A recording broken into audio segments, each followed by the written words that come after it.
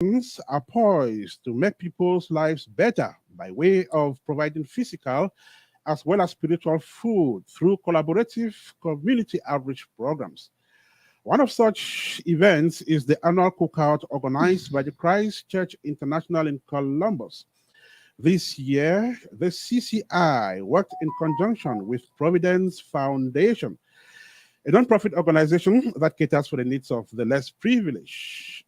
An impressively attended community cookout was the result of this partnership. Apex One Radio caught up with the spiritual leader of the CCI, the president of Providence Foundation, and the organization's treasurer. The three will be speaking on their show. Don't go away.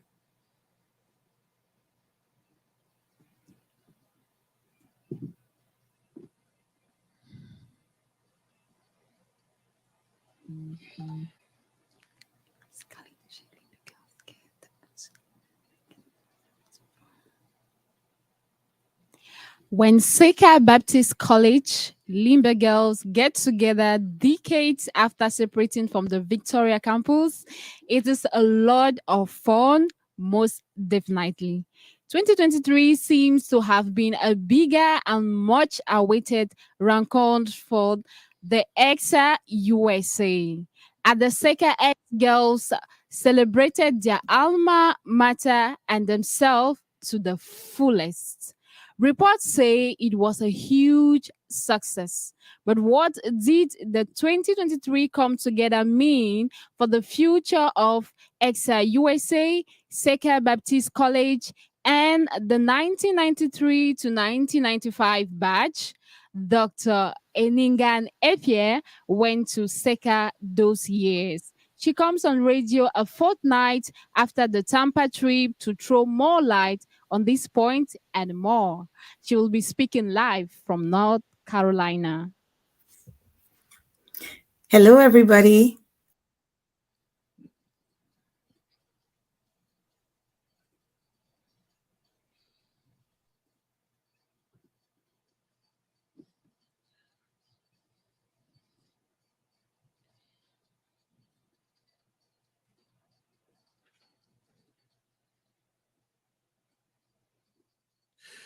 A dark cloud still hovers around the July 26th coup in Niger as the African Union suspends their country. Military clashes loom in the air with the Economic Community of West African States, ECOWAS, increasingly demonstrating the determination to activate a standby military force to strike to restore democracy. According to the regional bloc, restoring democracy means reinstating the deposed leader, Mohamed Bazoum, ousted in last month's military takeover and held with his family at the president's official residence in Niamey. As the current leader, General Abdurrahman Chiani, insists on staying in power and supported by popular will, African Fiesta speaks with West African journalist and Nigerian-born Ayo Akinoli on the situation in the sub-region. What would be the implication of a military intervention in Niger when Mali, Burkina Faso, and Guinea have stood on the side of the military junta in the country and are determined to defend the new leader? Ayo doubles as broadcaster here on Apex One Radio. He's accompanied by Gracie Boise, also from West Africa, and both of them will be sharing their knowledge on the current situation in Niamey, just in this edition of the show.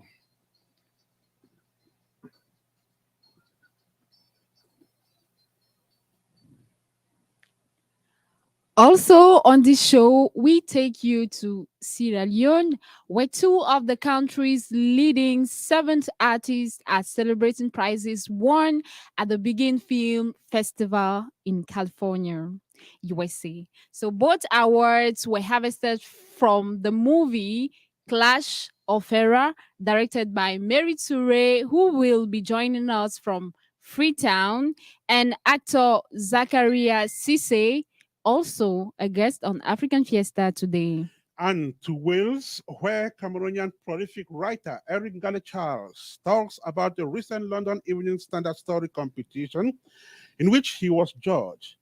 Eric also throws more light on the Society of Authors Positive Poetry Party, which he and a dozen of others attended this year. Eric will be live from Wales in this edition of African Fiesta, just on Apex One Radio. These interesting stories and perhaps more will be yours in this edition of the show. Sit back, relax, and of course, enjoy every bit of what we have prepared for you today. It is a sumptuous package. Do not go away. Do not go away. It's definitely a very sumptuous package. Beautiful stories that will be told. All you need to do is to sit back, relax, then pick out whatever you want to pick out from these interesting stories. My name is Alex Kanjo, and we are here. Two of us in the studio. There is Shin. And of course, Marcel Adil is producing this show from Waldshut in Germany. Our studio guests are our own broadcasters here on Apex One Radio. Are you once again welcome? Thank you so much. Thanks for having me. Okay, you probably have to check your mic, Ayo, and see if it's on. Gracie, welcome. Can you hear me now? Yes, I can hear you myself. Hello. Welcome again, Gracie Boyce. Yes, sure.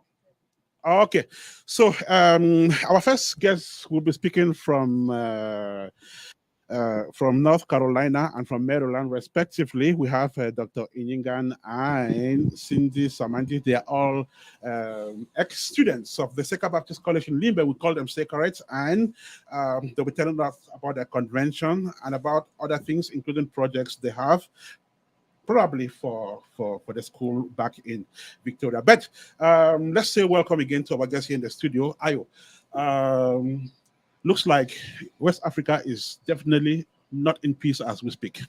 Yes, and it's been like that. You know, when you look at Chad and Sudan and some other West African country, it's been going on. The coup thing, it's becoming a norm, and I think that's one of the reasons why ECOWAS they've decided this time around that we need to stamp it out once and for all. When I think of West Africa, my mind takes me back to the 90s when we had these civil wars in Sierra Leone and Liberia that kind of crippled that sub-region. ECOWAS was on its feet, like regularly during that period, caused a lot of havoc and damage to that sub-region. And I was thinking that in 2023, we should be far gone. I mean, it shouldn't be happening again. But when you look at what is happening, there is danger looming.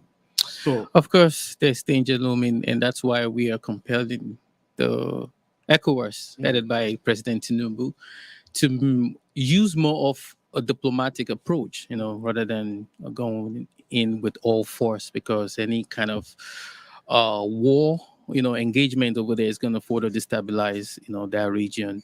And, an analyst also envisaged that it might end up becoming a proxy war between Russia and the West, because it seems the Russians, I'm not going to say they are in support, but the Wagner, a military, paramilitary, or military group in Russia have, shown interest in the situations over there and hailed General Abdurrahman, for the courage, So I don't think, personally, I don't believe, the military action is necessary at this time, especially when General Abdurrahman is ready to dialogue and he laid down a plan, and he informed them that we need a 3-year transition back into a democratic rule.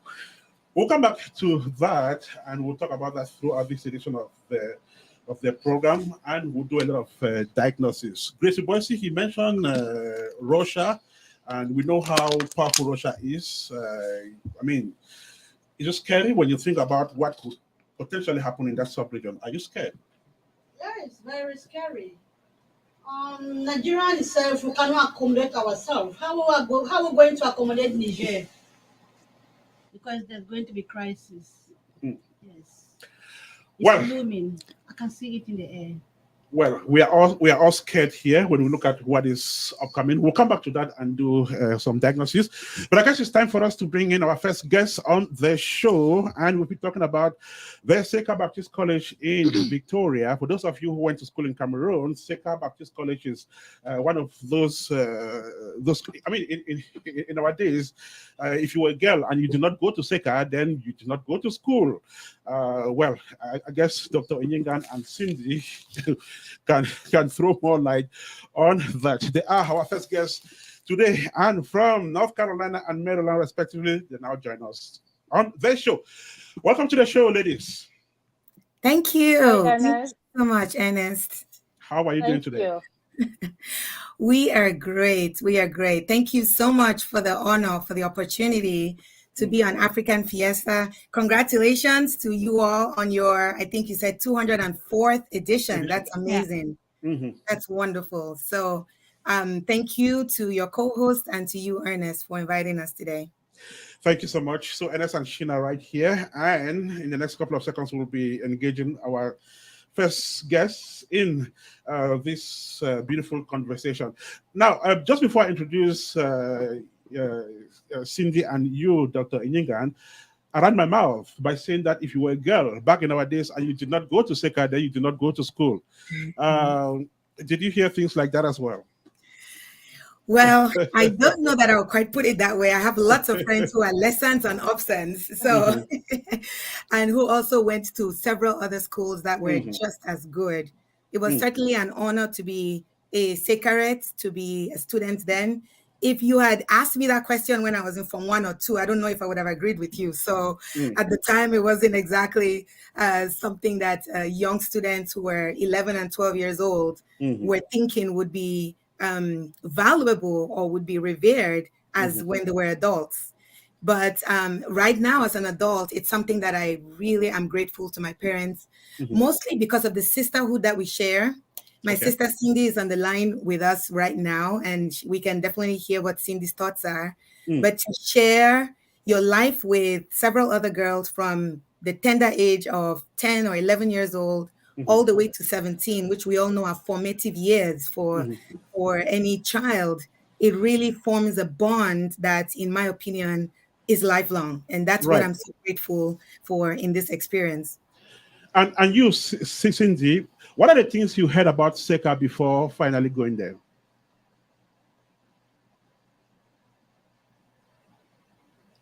Can Cindy hear us? Can you hear me? Yes, I Yeah. can hear you. So I just wanted Okay, to that's know. good. So That's what good, are some of the that's good. things you were hearing about Seka even before you became a student there? Okay, let me start by introducing myself. I want to thank you guys for having me online today. Ernest, thank you. Thanks to your panel. My name is Cindy Samandi. First and foremost, I'm a mother of 3 children. I'm a nurse practitioner in wound care. People say, you do wounds? I'm like, yes, that's what I do. I love it. I'm a Sekarite, but most importantly, I'm here today as a Sekaret overcomer, class of 93-95.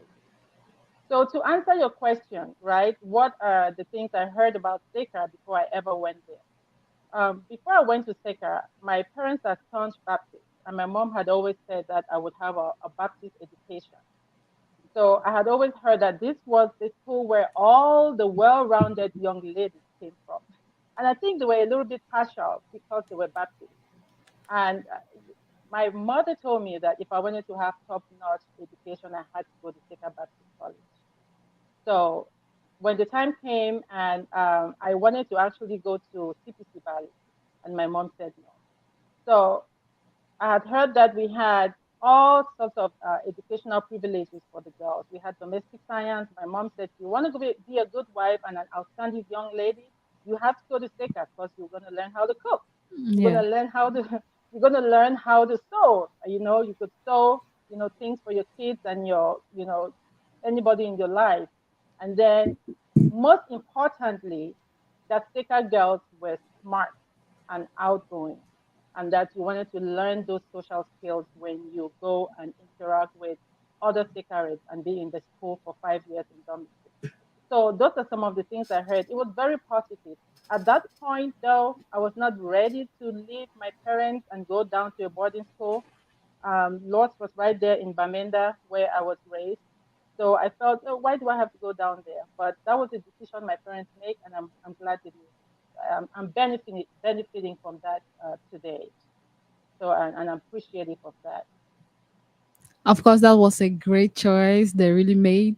So I'm going to be asking the next question will be for Dr. Apierre.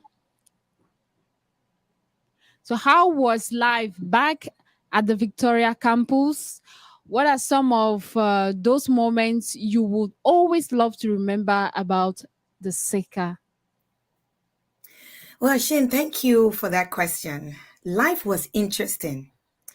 Life for a young teenage girl was really sort of out of the normal. The normal life that we had all lived was, one in our homes with our parents, going to primary school. All of a sudden, you find yourself in an environment where your parents are not there.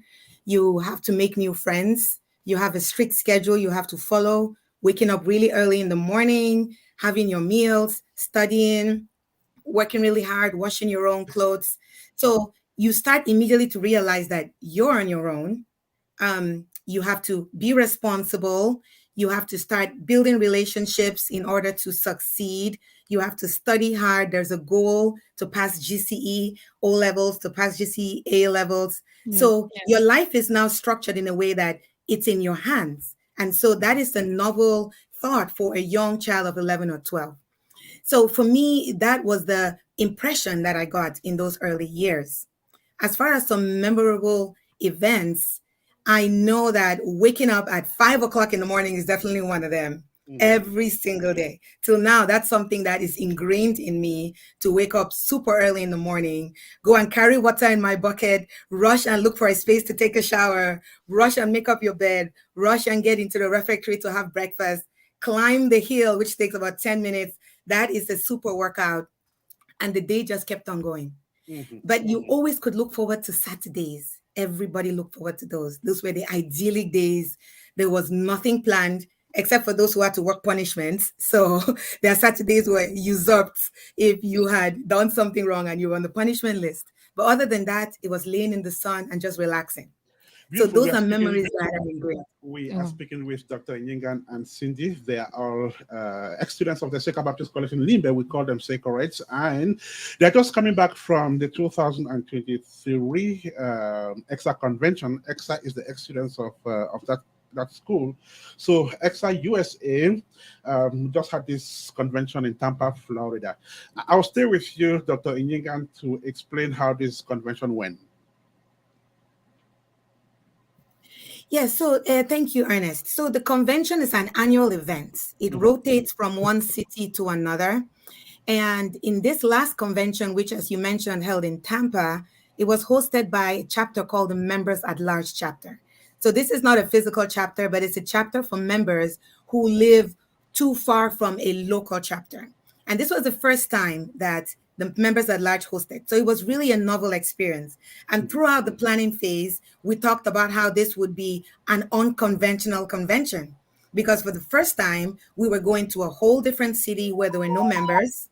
And also we made this a family event. So this was a family convention where spouses and children and family members, other family members were invited. So this convention ended up having, in addition to all our SECORETs, we had over 100 children who attended. And there were several events planned for the children, in addition to the spouses. So we called our spouses our cats. And so they had a man cave, they had a ton of activities, and they had a blast. Same for the children. So that is sort of the structure that this convention took. And as you know, being in Tampa, you have the beautiful weather, you have the water view, which is where we were in our hotel. You have a lot of activities that are also related to that. The highlight of which was a cruise that we took, a boat cruise that had a ton of events, from the beautiful brunch to an amazing dance-off that was a chapter competition amongst us. So quite an amazing convention. And that is just to name a few of the highlights. That was really amazing. From all you cited, you guys really enjoyed yourself to the fullest. So we hear your class of the 1993 to 1995 is called the Overcomers.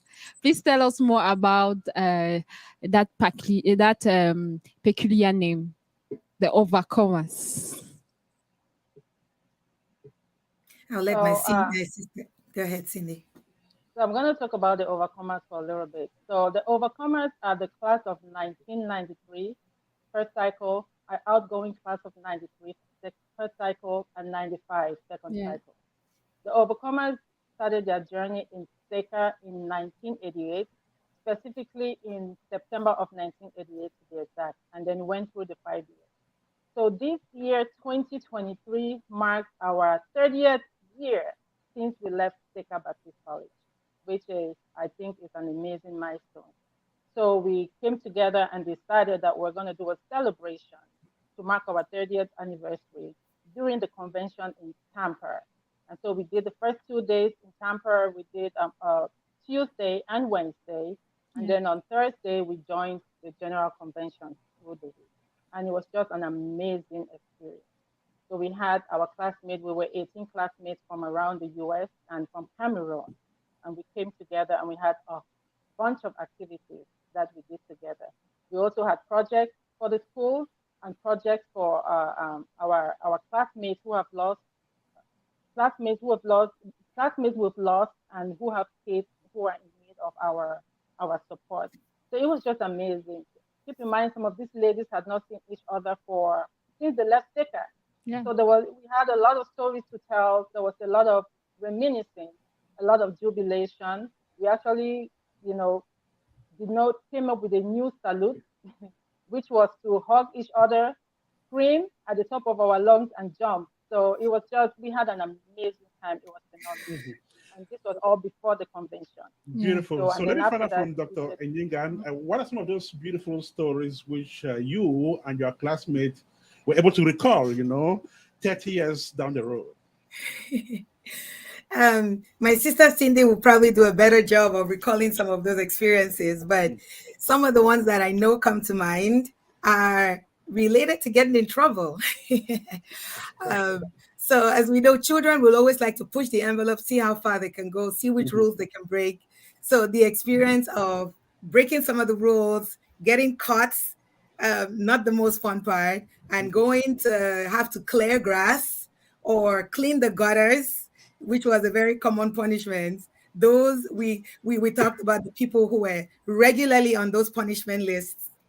And a couple of other things that I'm going to mention in relation to Cindy was talking about our name, the Overcomers. Yeah. So another one that comes to mind is related to why we were called the Overcomers. Right. So as Cindy mentioned, we graduated in 93. That is the secondary school. And all up until that point, everybody looked forward to that. That was the highlight of your time in SECA. Right. But then during our year, the high school also started. So for the very first time, we had to share the spotlight with an upper sixth graduating class. Wow. And it was something that nobody else had experienced, because all of a sudden you were not the graduating class. You were one of the graduating class. In fact, the minority graduating class. Mm-hmm. So that was something that we overcame, because those were our Dulongs. The Dulongs are older girls who take you under their wing when you start off. So that was the graduating class in the upper sixth level in the second cycle. So we were very happy for them, joyful that they had achieved that milestone, but we were also a little bit bummed that we had to share the spotlight. So that is one reason why we were called the Overcomers, one of the major changes that occurred during our years. Yeah. We're listening to Apex One Radio. The show is African Fiesta. We are about to run off this conversation with our first guests, Dr. Njang and Cindy. They are correct, who are just back from their convention. And so they're live with us here on Apex One Radio. So what is any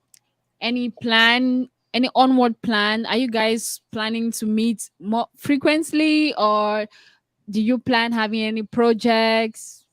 So what are we to wait for the next editions? Shane, thank you for that very important question. As Cindy mentioned, we celebrated our 30 years since graduating this year, and we decided to do something with that milestone. The first of what she also mentioned was providing a scholarship for children of our fallen sisters. There's several of our classmates who have passed away over the years, sadly, and we decided to be mothers to their children, to provide for them in the small way that we can. And then the second project was one that is designed for the school itself. Cindy also alluded to this. This project is called the Sick Bay Project. We found out that our sick bay is in a state of dilapidation, needs a lot of repairs. More importantly, it needs a bathroom. It's a building that did not have a bathroom for the girls. So the Overcomers decided to take on that project and provide a bathroom for that building.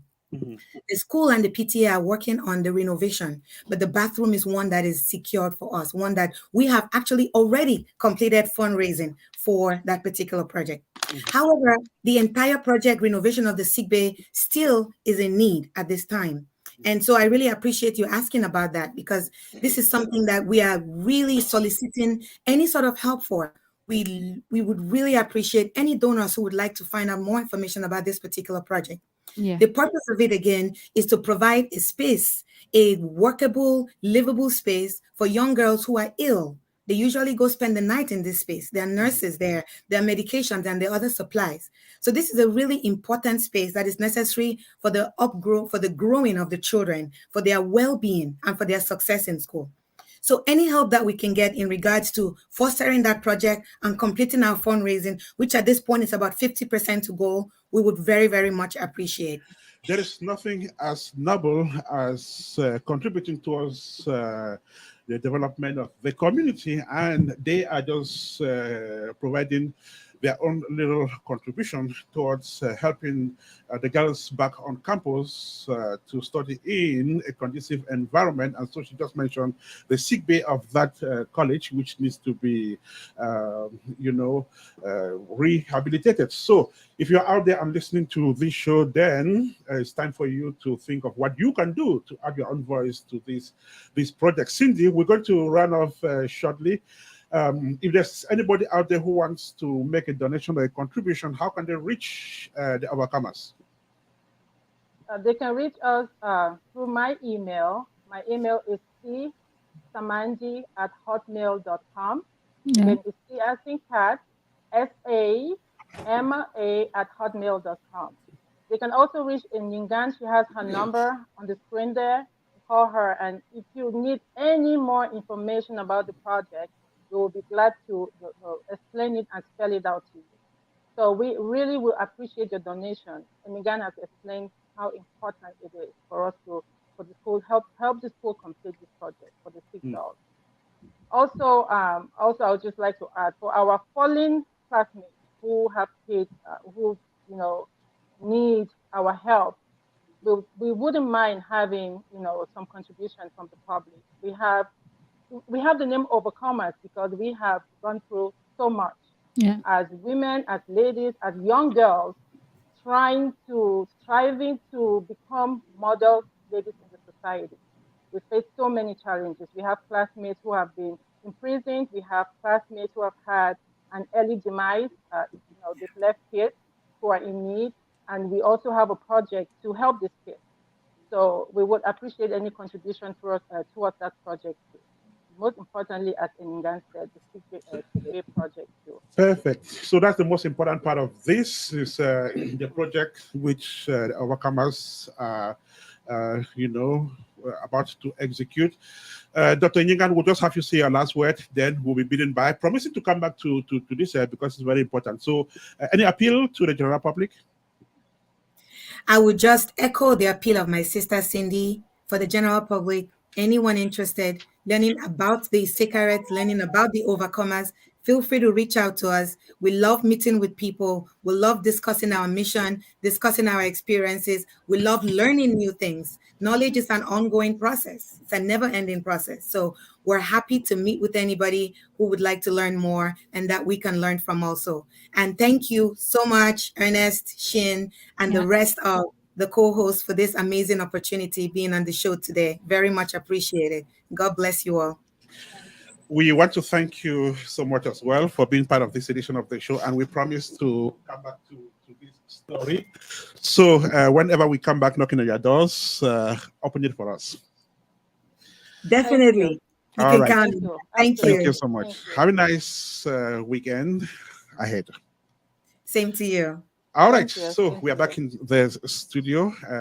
Those were our first guests, Cindy and Dr. Njang, secretaries there, who are back from the 2023 EXA convention and who have a project. They just mentioned that, and we're looking forward to seeing how that unfolds.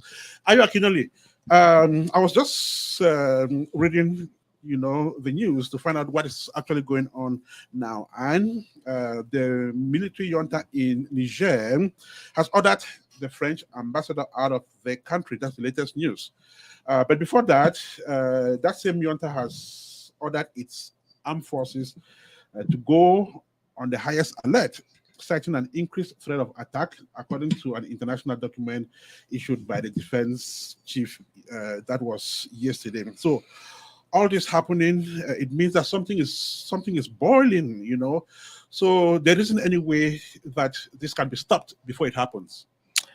I think the junta is basically doing what the military does, getting ready for an aftermath of an attack by the ECOMOG, the ECOWAS troops. So, and they're basically letting them know that, hey, we will fight back, you know. So the like I said earlier on, the best thing for ECOWAS to do would be to give them some time and use the diplomacy approach, rather than attacking, the military junta and forcing them out. Yes, they did order the French ambassador out because they believe the French are with the ECOWAS, so they believe they want them out. They won't. It's time basically for them to restructure the country, because we have to look at the reason why this is happening for us to be able to put in a holistic, Yeah, I think that's solution. important. Maybe we should just go back to why a coup in Niger in the first place. Of course, one of the allegations are leveled against President Bazoum is corruption and insecurity. They believe the way he handles the security matter Okay. and the country is, it's not the right way, basically. But the most important thing is But he had, corruption. he had just come to power in 2021, so he didn't even have time to settle. Then all these allegations started popping up. Yeah, it's just sometimes you just that's one of the things our leaders need to understand, that we need to take care while you take care of yourself, because it's something that's so common with the African politicians is to make sure they are well taken care of while ignoring the citizens. So if you have a situation where you've been in power for 2 years, but maybe the military personnel are not adequately compensated, there gonna be some rancor and some murmuring and all that, and some agitations. So of course they're gonna want to fight back, and whenever they see some kind of security lapses, on the side of the president, they take advantage of that. And I think that was what happened. They took advantage of him and they want him out of there. They think they have some kind of solution, to the problems facing the Nigerians. And when you look at it, when it happened, the Nigerians are not even protesting. They were actually on the side of this military junta. They believe it's a right step in the right direction, Yeah. So I'm not in support of coup by any means. I'm just basing my judgment on what I'm observing, what I can observe. So I would say again that the best approach would be a diplomatic approach. Diplomacy. Let us dialogue with us people. So, sorry to come in again. So I want to take you back again because there are other observers who think that this was just deliberate. It wasn't because Bazoum was not being able to run the country. It was probably just because he was a puppet of the French. And since there's this wind of change in Francophone West African countries to kick the French out, they just wanted to kick the French out. So that's exactly why the coup happened. Not necessarily because he wasn't being able to run their country. I mean, is that what you think, or you disagree with that?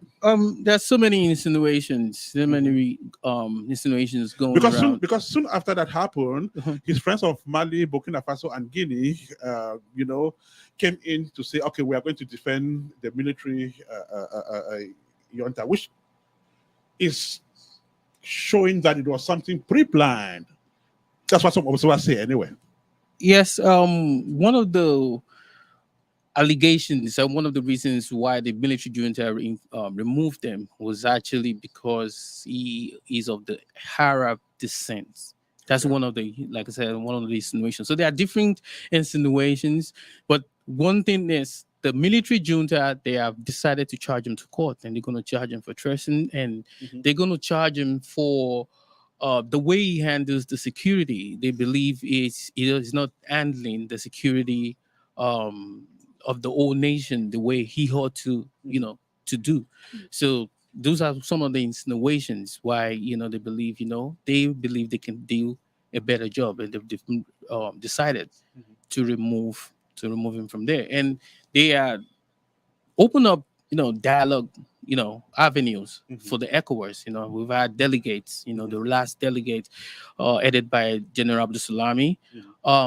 They talk, and I think the discussion was kind of progressive in some kind of way, because it's a different thing for the military junta not laying down the terms, like they're basically letting them know this is what we are offering.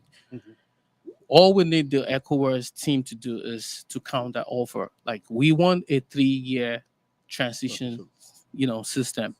And that's what we're going to do. But the ECOWAS, they're running out of patience. They want them out as soon as possible. Gracie, so we're just talking there about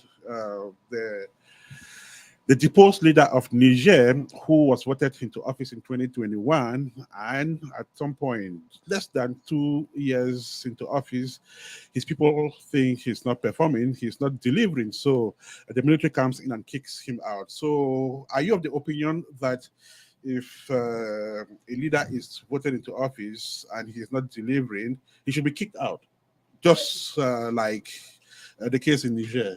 To an extent. When you see a good leader, you will know a good leader. 2 years is enough, to show good leadership. I'm not in support of coup, right? But our politicians are not doing things right. Show me one African country that is having fun. Just name one for me. Embezzlement. All I do is embezzle funds, lack of infrastructures, insecurity, no jobs, people are hungry, kidnapping. And what do you expect? Like I said earlier, I'm not in support of coup, but whatever works.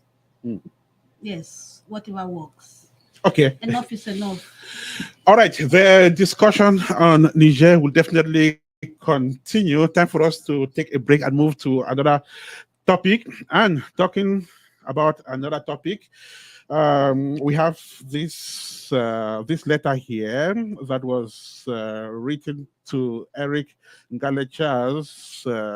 He is a Cameroonian book author based in Wales, very prolific. Eric has scores and scores of works, and so recently he was judged at the London Evening Standard Stories competition, and you can see that very renowned media organization sent him a letter appreciating his being judged at that competition. Well, a storytelling competition in the United Kingdom is something very big, and if Eric got to be judged, for that competition, then it means something, especially to us. Well, let us have details on that. And the author is now joining us from Wales at exactly 1:56 here in the studio of Apex One Radio. Eric Ngalechas, welcome to the program. How are you doing today? We cannot hear you, Eric. You have to unmute yourself. Hello. Perfect. Thank you so much, Ernest. Let me take this opportunity to congratulate you on your 224th edition. This is wonderful. And I'm going to put extra feathers on your cap when I see you in October. Thank you. Thank you so much. So Eric Ngale Charles is a prolific author. He's written scores and scores of poems, books, and these books have been exhibited, showcased across the world. He's attended big book events across the world as well. Well, today we're narrowing it down to the recent London Evening Standard Stories competition, which he was a judge. So, Eric, we're talking about the Evening Standard, which is a media outfit. Am I correct? That is correct. That's London Evening Standard, yes. Wow, that's interesting. Great. So, what is this story competition all about? You know, we decided to go with the theme of belonging this year. Belonging. Because like our colleague in the studio is talking about the problem that is going along the belt of West Africa, the problem in Ukraine, and the United Kingdom post-Brexit. People are confused in terms of belonging. And in Cameroon at the moment, you know, if you cross the River Mongo, you are Francophone. If you stand on the other side, you are Anglophone. So we wanted to dilute this idea of belonging. So we kind of commissioned artists of all ages to send stories to us about belonging. But we had to play it in such a way that one of the only criteria was that you wrote a minimum of 1,000 words. Okay. That was the only cutoff point. Yeah, so that was it, the idea of belonging. Now, before I delve into this belonging thing, did you know that if you walk the coast of Bimbia in Limbe or Mbomboku or Moliwe at night, you hear this, you hear something like this. Matole mondene mondi magbero ranyame miroma ote na welima rima owa ma imbana kule niri na riwando mal irene ro ranyame. You know, during the creation myth, the stone crab, they call it in Bakweri Iruranyame, was angry with the gods. Because every time it was trapped in a fisherman's nest, they cut off its claws. So it struggled to walk. And it took it about 8 months for these claws to regenerate. But every time they regenerated, it will fall in another net and they'll cut off the claws. So it became frustrated and demanded to have a meeting with the gods. On its way to meet with the gods, it was trapped and they cut off its claws. So by the time it got to where the gods were waiting, the gods had left. So in frustration, Iruranyame did this. If you go to Bimbia, you hear, so it became frustrated, removed its eyes, placed them under its armpit, and waddled all the way into the ocean. But where the gods were, they were eating their pawpaw, their mangoes, their fruits. This blossomed to become what modern Cameroon is today. And for us, when you are joining this competition in terms of belonging, these are the little things that will look. How you can use a simple folk tale as why the stone crab sings this kind of lamentation and why it decided to go and live in the sea. Okay. Yes. So these are the kind of little things that will look. And I read about 30,000 stories. Wonderful, wonderful stories. Yeah. So how were the contestants exhibiting their works, their writings, their readings? How was it really done? So we had one winner and 5 runners-up. So the winner for this year's competition, his name is Kevin Hill. And Kevin Hill wrote a short story called The Gift. The Gift. Yeah. Now, if Kevin was going to publish this story in Cameroon, they'll probably accuse Kevin's mother of being a witchcraft because she was the main protagonist in this story. Yeah. But you know, Kevin created a protagonist who could predict things. So if Kevin calls his mom, before he says anything, his mom will actually tell him what he wants, what he's looking for. So if somebody was coming to knock on his mother's door and Kevin was in the house, Kevin's mom would tell him why this person was coming. So it was that kind of a phenomenon. And we have these phenomenons in Cameroon. We call them Mami Wata, or you want to call them Liengulang Manja. But this is a kind of story that Kevin told. And he told it with such perfection that every sentence acted like a cliffhanger. Yeah. So by the time you got to the end of the story, you're thinking, oh my God, I want to meet this writer. Yes, it was extremely powerful, and it is called The Gift. So he was the winner. And we had 5 other runners up. And the good thing about this event with the Evening Standard is that all of these writers, the 5 writers, are being mentored by some of the judges. There was myself, there was Monica Ali, the best-selling author. Yeah. There was Lem Sise, author of My Name is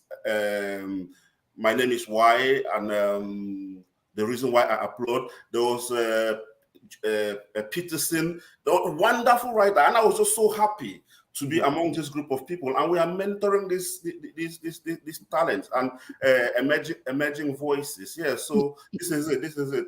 And they are, So can you tell us how you got to be amongst the member of jury? Some secrets are best left hidden. But if you play the drum, dancers will come. You play your drum, dancers will come. I don't know how I got to be selected, but it's a prestigious opportunity to be with, Lem Sise, the author of More Fire, Monica Ali, a best-selling author, and I, the son of a tea plucker, meeting with them in these wonderful places in central London, having coffee with them, judging wonderful stories. I think, so I am not going to divulge who nominated me for this award. The wonderful thing is that I was there and I represented Cameroon. This is Apex One Radio. We are live from the United States of America. It's Saturday, the 26th of August, 2023. And we are live with Eric Ngale Charles, prolific writer and a poet, Cameroonian by birth, based in Wales. Recently, he was judged at the London Evening Standard Stories competition. And that's what Eric is telling us on radio now. So, Eric, you also recently took part in the Society of Authors Positive Poetry Party. Tell us about it and how you became part of the party.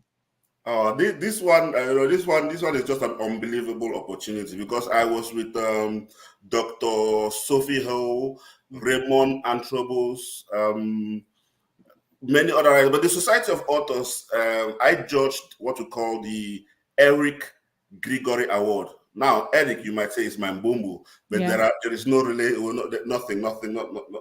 relation of mine. So the Eric Grigory Award is an award that is given to young writers, poets under the age of 30. Yeah. So and it was an honor. It was an honor to be one of the judges for that. Yeah.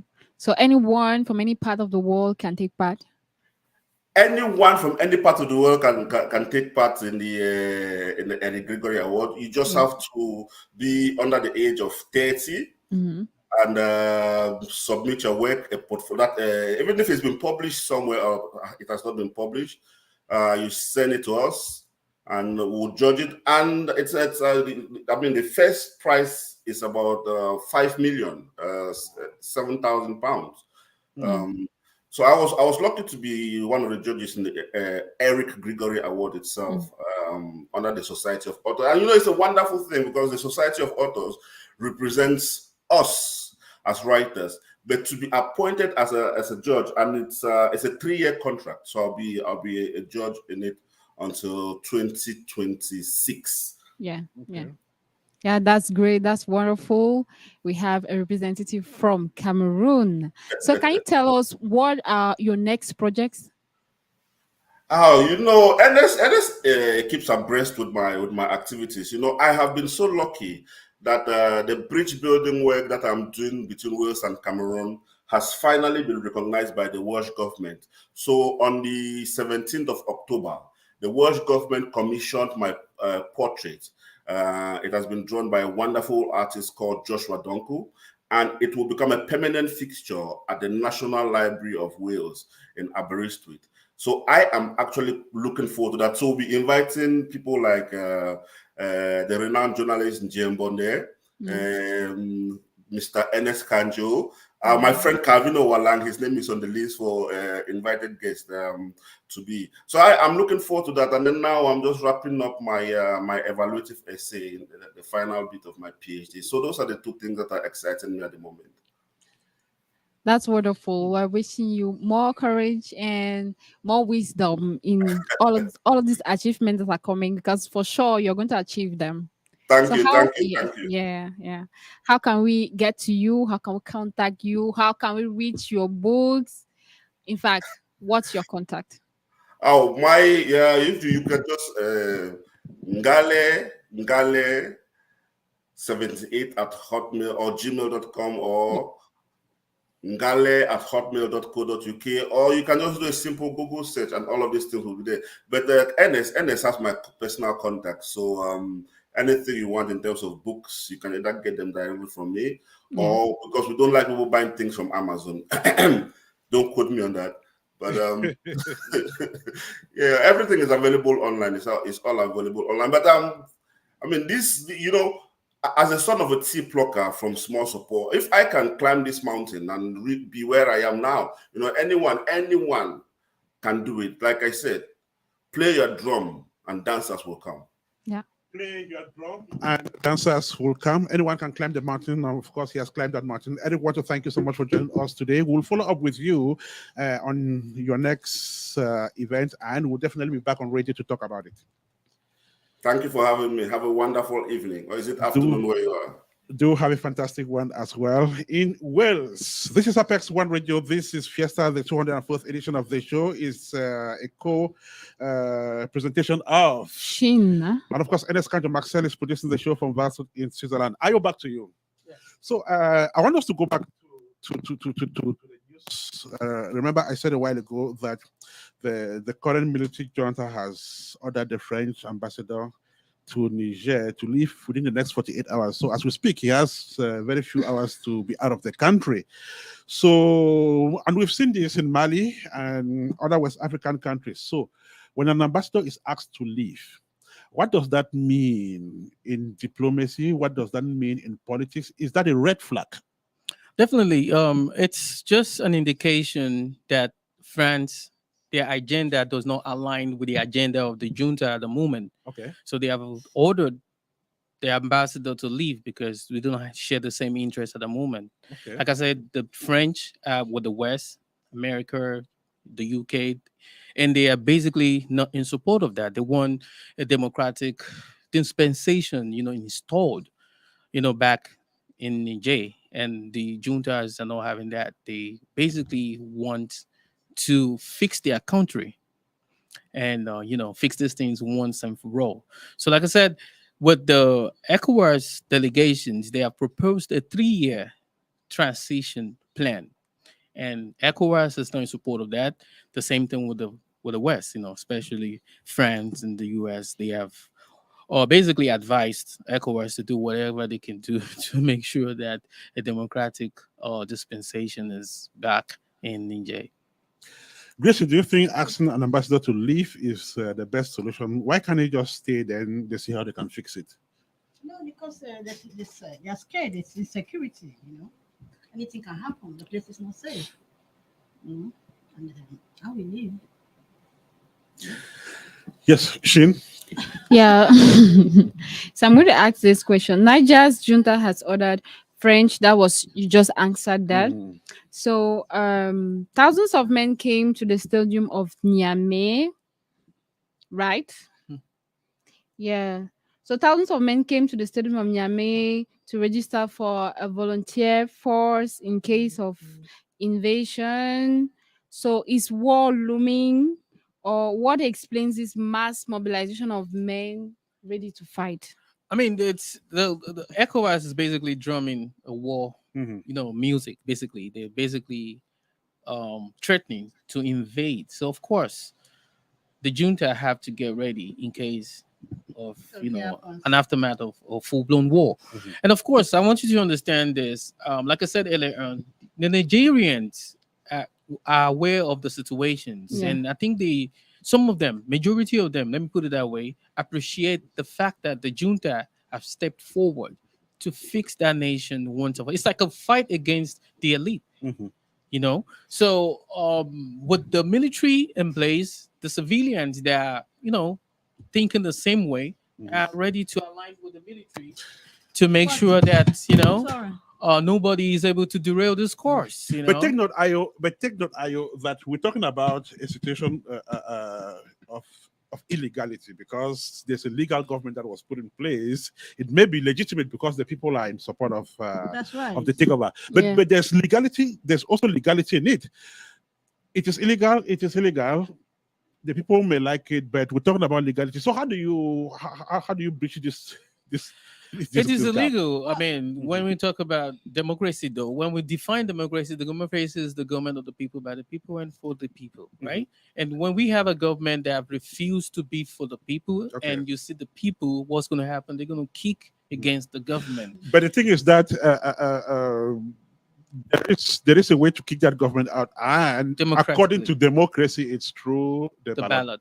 Unfortunately, we know how this works in Nigeria. I mean, in Africa in general, and that's one of the things that's instigating this military takeovers. People are just fed up with the democratic system. They believe democracy in Africa and West Africa has been wasteful so far. Right.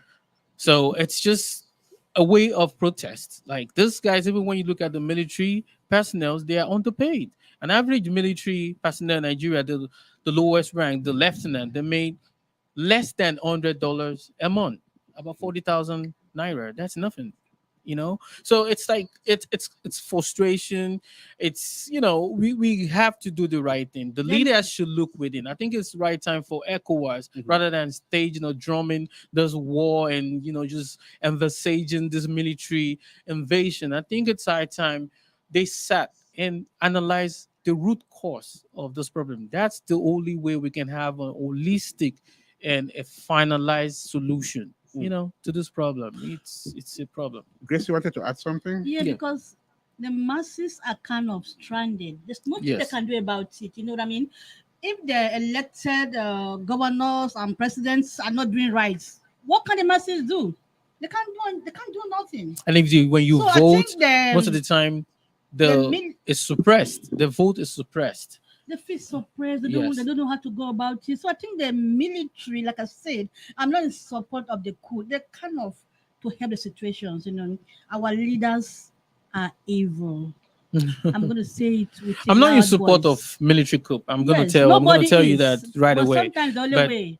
We need to, the African leaders need to sit down and look within and do a self-assessment. Let's ask this fundamental question. What is responsible for this? Those guys are so rich, filthy rich, and people are so poor. The gap between the rich and the poor is just, they can't even feed.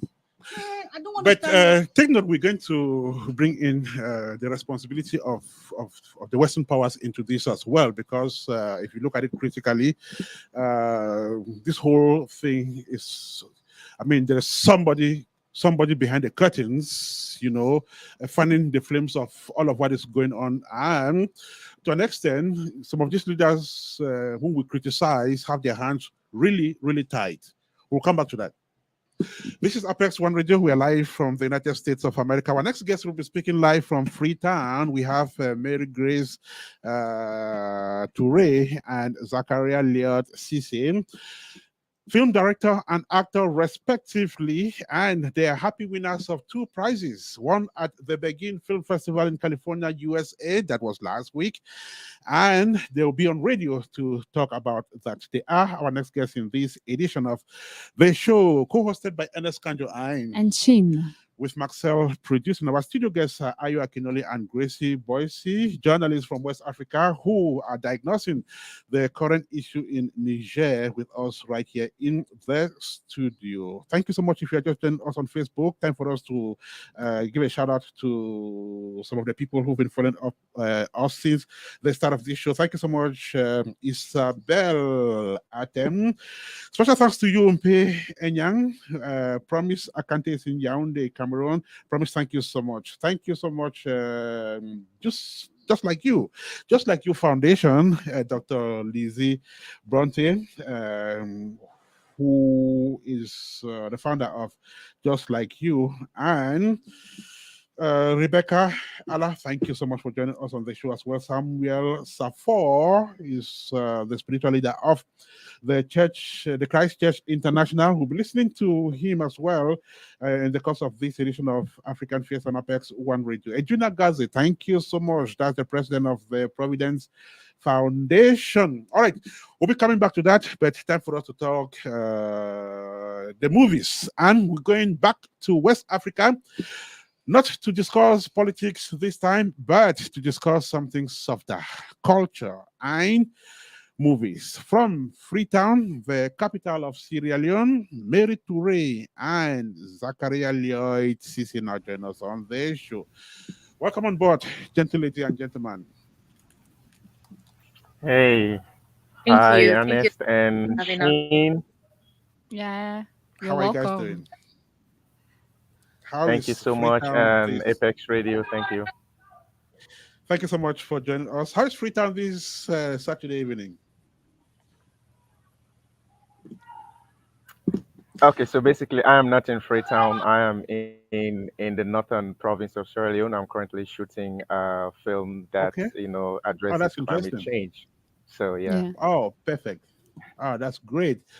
So, do you have to crisscross the country to shoot movies? I thought you guys only shoot in Freetown. Well, I am in Freetown. Thank you. Okay, that's interesting. Now, I all get to. go ahead. All right. Thank you so much for having us. I am in Freetown. Of course. Okay, you're breaking the Mary. We can't hear you properly. Can you hear me now, please? Uh, kind of. Hopefully, it goes on smoothly. Okay. Well, let's just write on. So, both of you are happy laureates of the Begging Film Festival Awards, which took place in California last week, and both of you actually won in your respective categories from the movie Clash of Era. So Mary won the Best Picture Awards, and Cisse won the Best Actor Awards. So, first question: how are you people feeling about that? And what was your reaction when news got to you that you were winners of this award? Okay, so I hope you can hear me better, and Yes, maybe I sure. can start, right? Oh, great. Yeah. So, by the way, we're shooting Helter Skelter Sierra Leone. Depends on the location that the film needs or the project needs. That's what brought me in the province and the team. So, yeah, but basically, when I first saw the notification on that Sunday morning, I actually looked at it, and I turned away from the screen because I got the notification on my phone, and I glanced again, and I saw that I actually won an award, and I was like, wow. So the next thing that came from my mouth is praise Jesus. I was really very calm. Yeah, that's exactly the picture. So doesn't mean you were not having some kind of expectations? Were you we thinking you could get it, or you had no idea, or that you will never have like this prize? I don't know. Okay, well, it wasn't about expectation. The feeling wasn't about that. It was about hope because Yeah. knowing that I was nominated in the first place, I thought that I have the chance to win. So I was hopeful, not really like I was expecting to win, but I was hopeful that I can win because I have Yeah. the chance to win. I'm in the water already, so I can swim. Obviously, if you were selected, you are supposed to be amongst the winner, and finally you got it. So, Mary Touré, were you expecting this, or were you hoping to? Yes, I was hoping to. I don't know if you're getting me clearly now, but Yeah, yeah, I definitely get I you. was hoping. I was not did I say I was not expecting it? No. I was hoping to because we prayed a lot about this. Lloyd and I prayed a lot about this, and we got to a point where we said to ourselves, even if we don't, win, but at the end of the day, we made it to the top 10. Yeah. That is huge for us already. That is big for us. But I was literally watching because that was really my birthday. So I was online watching. I was watching the program until 2 a.m. And Mhm. then we made it to top three. And I was like, okay, for me, this is enough. This is already a birthday gift. So let me just go to bed. And I just laid my phone and then I slept. I woke up. I think my dad called me because he wanted to wish me a happy birthday. So after that, I just went straight to Instagram to see, and I saw Clash of Era, $1,500 winners, and I was like, what? I Mm. literally threw my phone away. I was like on my knees praying. Everything happened like everything was happening so fast because I've been doing this for a very long time. Lloyd and I, we've been doing this for a very long time. And truth is, we've gone through a whole lot, in winning that award, knowing that there were over 500 movies, and we're like from Sierra Leone. That was huge for me, though. It was really huge. The emotions and everything was really. Obviously, that was a fruit of their labor, and she got it like a big birthday gift, right? So I'm going to ask you if what would have caught the attention of the jury about the pictures, the images of the movie to necessitate this prize?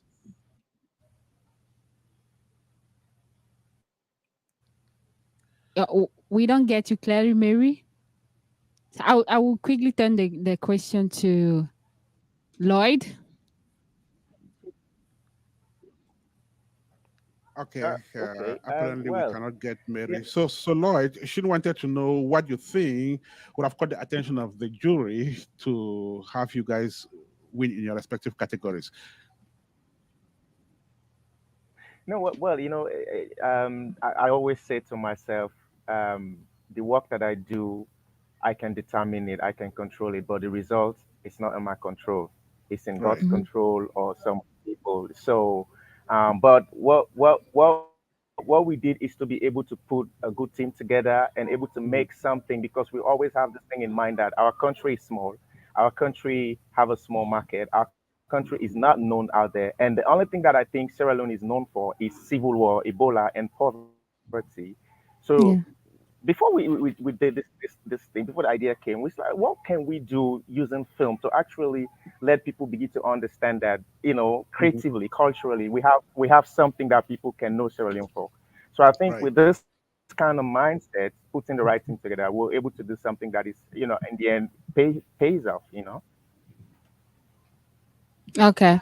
So, Sise, when you sit back and watch your artist's performance in Clash of Era, do you tell yourself that you deserve this prize?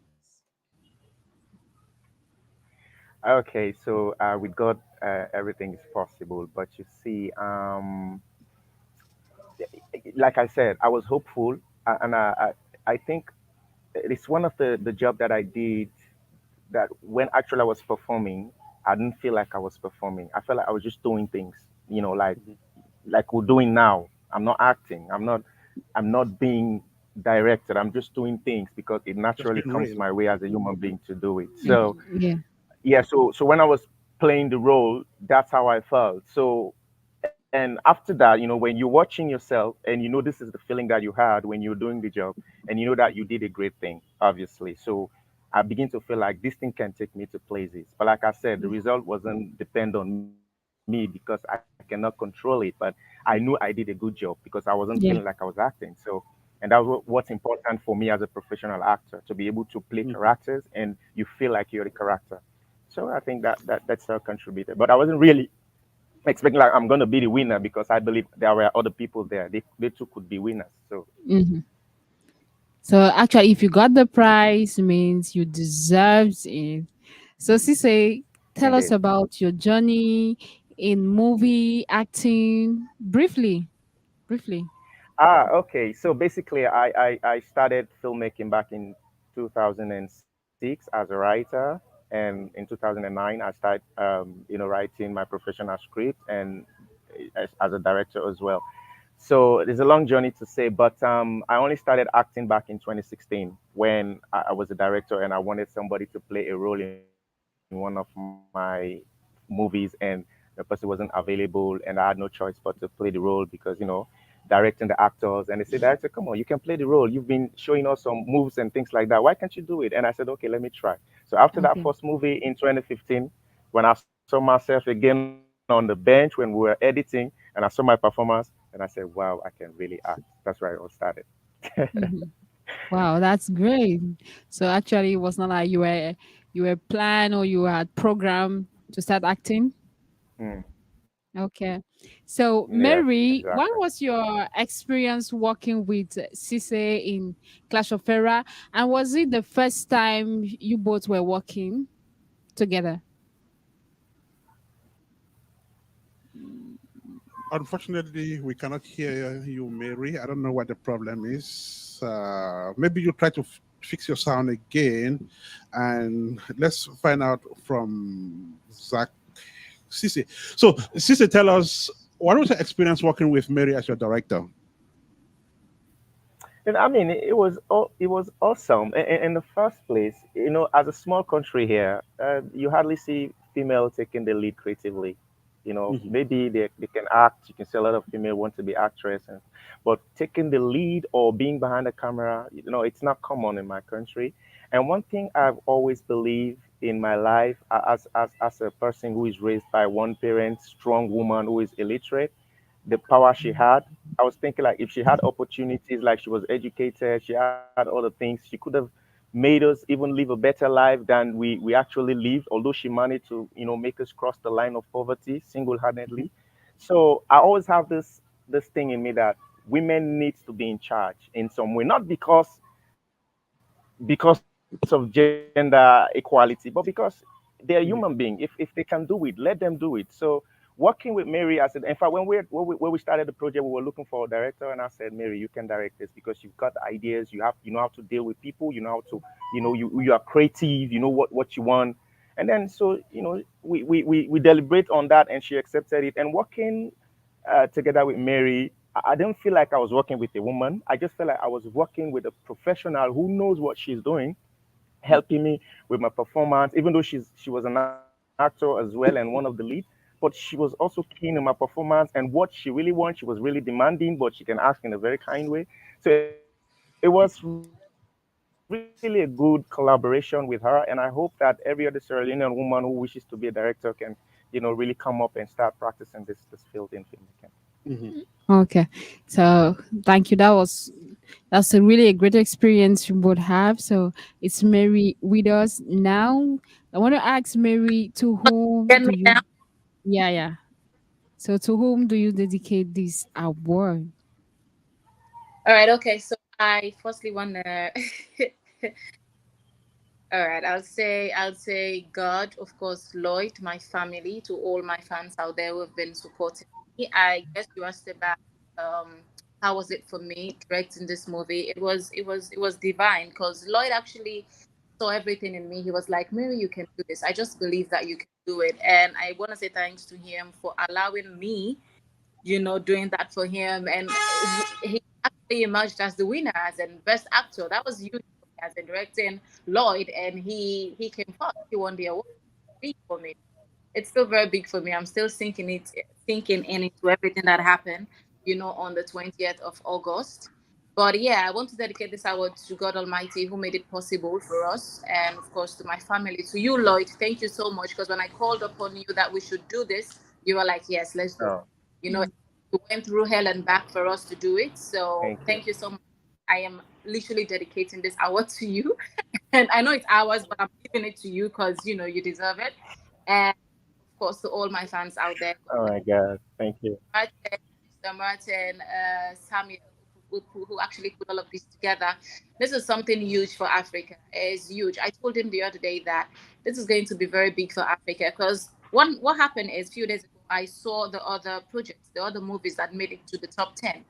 And that was when I started feeling very grateful, emerging as the winner. Because when I saw the other content those people actually put out, those were great content. And winning and coming from a country that is small like Sierra Leone, it's a Mm. blessing. It's just a blessing of God. So yeah, at this point, I feel beyond blessed. That's wonderful. Enjoy your win, and we pray for more wins more wins in the nearest future. So, Mary, any what's your next project? Any project in the pipeline? We have a lot, and of course, we want to turn Clash of Fire into a future film. That is what we want to do. That is what we're working towards right now. Lot somewhere right now, but he's going to be in Freetown very soon for us to start working on that. It's actually a short film. Yeah. Now we want to turn it into a future film of full. We want to tell, that's never been done before. Because this is the time really want to show this, but we just want the world to know that yes, we do it, and we have what it takes to do it. Yeah. This is the time for Sierra Leone to rise. Mary, I want to thank you so much. Just to run off with Cisse, when should we be expecting the movie you are currently shooting at the north of the country? Hopefully by February, Okay. because everything is fast about the project. It's basically Mhm. an educational material regarding, it's a campaign film about climate change and environmental issues. So it wouldn't take long to come out because it should be educative. That's the essence. So Okay, hopefully by that's beautiful. February.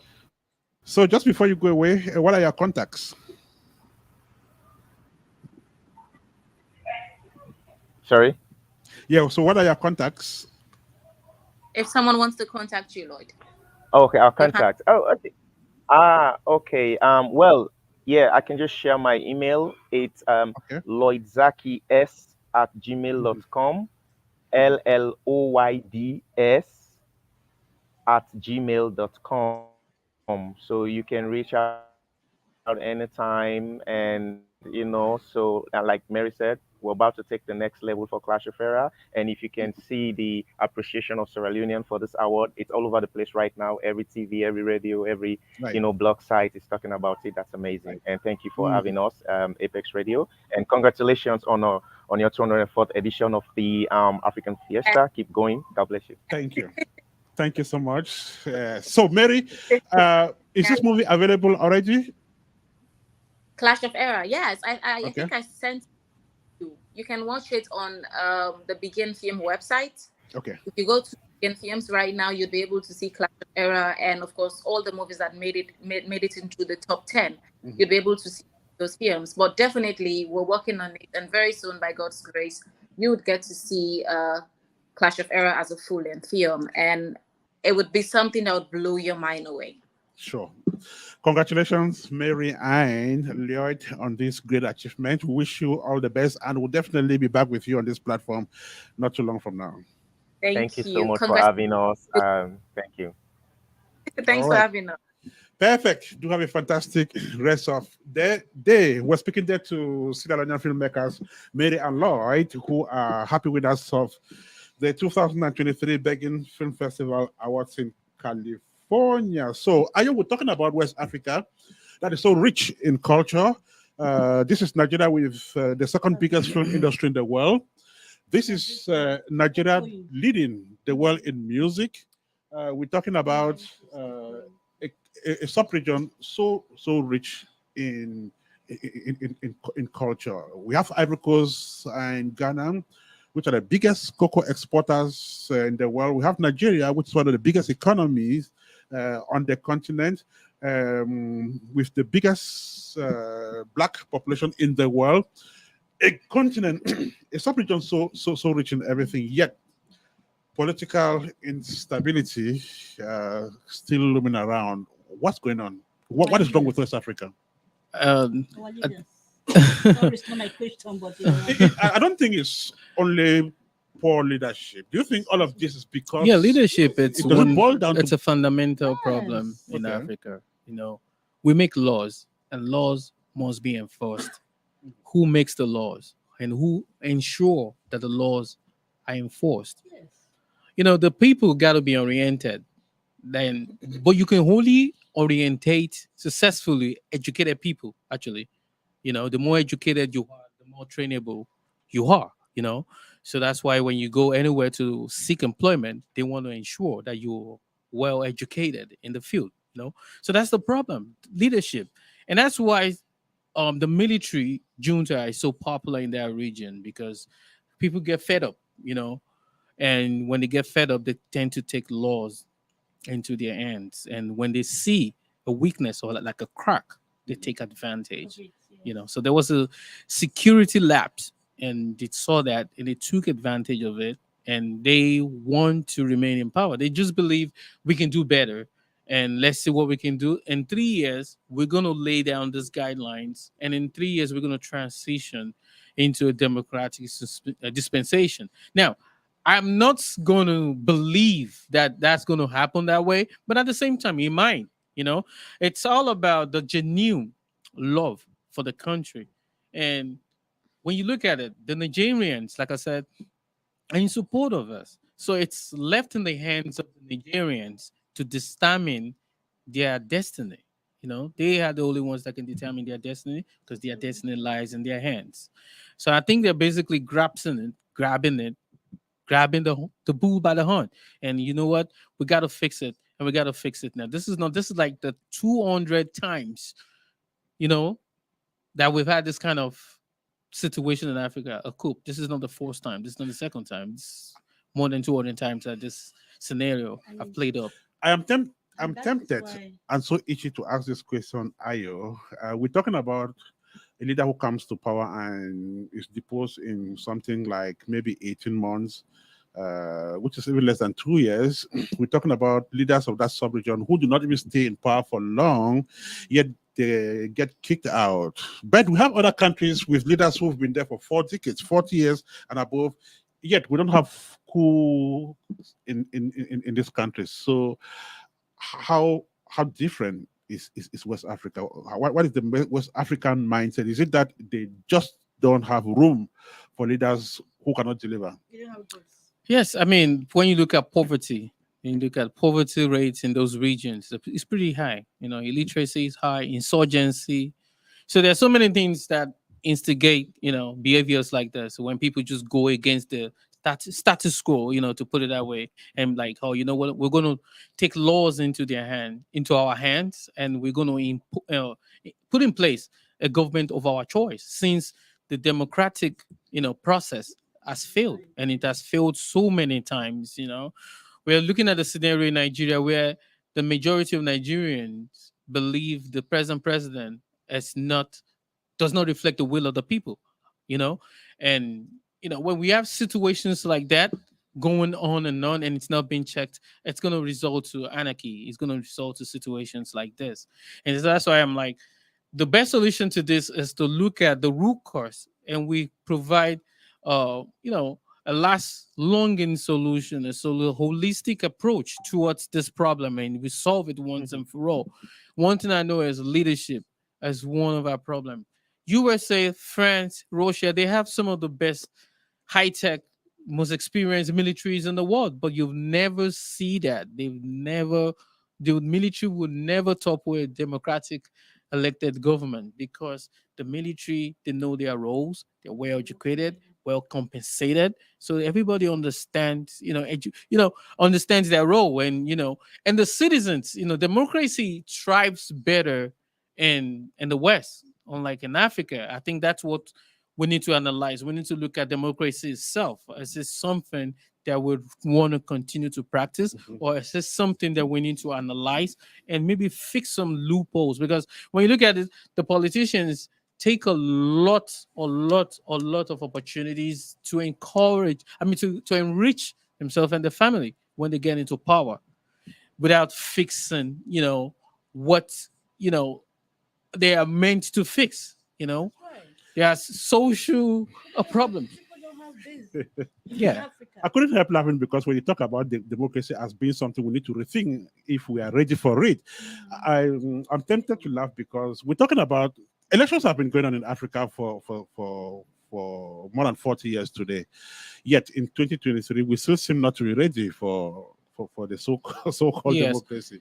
So we need leaders that can come into place and set things in place, uphold the Constitution. We need to be able to fight corruption.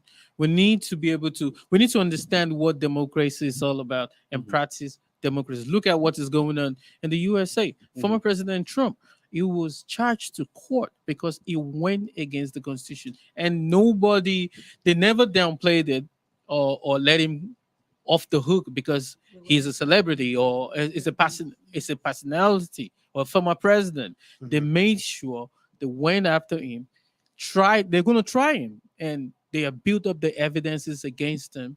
And you know what he did? He went to the jail by himself, submitted himself. That would not happen in Africa. In Africa, I don't see an African leader doing that. So that's one of the things that we need to learn. That's democracy. And when you don't practice, you see, some people say there's democratic coup. When you steal election, connive with some other, when the incumbent government connive with their anointed candidate to steal the election. What is that? That's a democratic coup.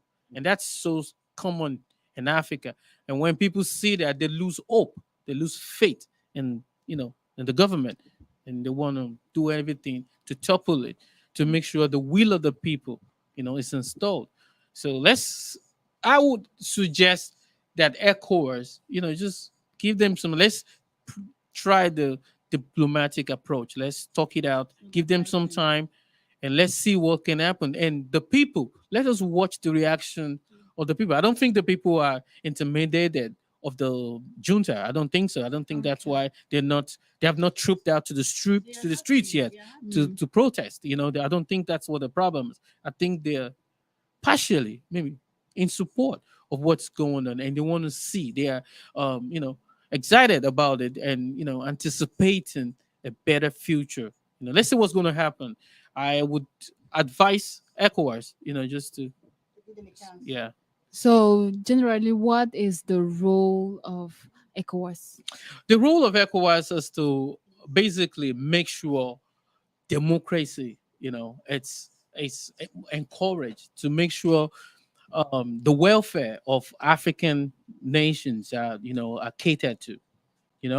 It's to unite all West African communities together, to be able to progress, and unfortunately, it's more of I'm not going to call it toothless. Let me come in there. Unfortunately, they pick and choose. Yes, I'll put it that way. Yeah, they pick and choose. They don't say, okay, Liberia, you are doing wrong. Nigeria, you are doing wrong. They don't do that, right? Because as if they all come together as a body to make sure that they destroy Africa. But that's what's going on, right? Countries like Cameroon, like NSA last time, some countries have over 40 years, right? And they have been no coup. Why? Because they don't have the gods. The military don't have the gods. Yes. But those countries that have the gods, the military go out there to fix it, right? I might say fix it. If you look at Nigerian history, militaries have done more. Yes. I'm sorry, man. More than, right? Yes. More than the civilians in government, right? Yes. So, hey, nobody loves the military. But if that's the way of surviving, what do we say? Maybe democracy is not for Africa because it's not working for us. You put them there, they use the people just when they want to go to government to their positions. After that, they forget about the people. The people are suffering, and these guys are just there. Exactly. So do you think the ECOWAS were too quick to send this warning? No. The ECOWAS did exactly what it's meant. It was formed to do, to make sure democracy it's encouraged and sometimes forcefully, installed in the nations that belongs to this union. So I don't think they were quick. I just believe the military action kind of agitated the whole scenario a little bit. I believe I mean, don't get me wrong, they sent in delegates in there to have dialogues with the junta, but at first the junta declined to have some kind of discussions with them. So I think that's what instigated the military approach they were trying to propose. But as it is right now, a lot of dignitaries in Africa are advising them against it, that this could escalate into something else entirely. Okay, so let me find out something. So where was Tinubu wrong in this? Because you said the ECOWAS, one of its duties is to ensure that democracy reigns in all its member countries. So what was Tinubu's fault in this? Is it that he hastily took a decision without giving a chance to diplomacy, or what was his I wouldn't fault him. I think he was just doing his job. Job. Like on a good day, we did not expect him to pacify a military junta. There's a problem. I mean, this is something we shouldn't. Anybody should encourage. You know, an average African should be against us. You know, democracy is what we need. The government of the people, by the people, and for the people. But when we have situations where, like I said, the leadership, it's not really doing what he ought to do, or voted for to do. That's when you see people come up and, you know, try to take laws into their hands and, you know, fix stuff. So I would not fault President Tinubu for, you know, whatever actions that he took. I think he's just doing his job. But at the same time, it's part of his jobs to listen to the people of that region, and the majority advising at the moment against. So this is very complex. This is very complex because Tinubu has a mandate as the current leader of ECOWAS to do what ECOWAS does. Yes.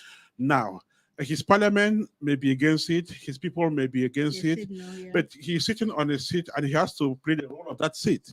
Yes. Right. So would you have wanted Tinubu to just go radical like these other boys going against France and, you know, just doing it and say we want France out of it? So would you want an ECOWAS which will become a little bit more radical and say, no, we can twist things like if our people don't want it, okay, we damn the consequences. We don't care if this is what ECOWAS does, but we follow the will of the people. Like things are changing. So I believe there are guidelines. I believe his role as the president, as the chairman of the union, he has guidelines, rules, you know, steps that he has to follow. And I think he's doing just that, you know. But that is costing him his popularity in his country because his people have virtually gone against him as well. Yes. Because, you know, the economic situation of most of this country, I don't think it's not a smart idea for any of this country to embark on any war at the moment because of the economic situations, you know. So I think that's one of the reasons why the citizens are kind of kicking against any military invasion. It's going to be wasteful and it's going to just heat up the whole region. You know, it's going to be humanitarian crisis.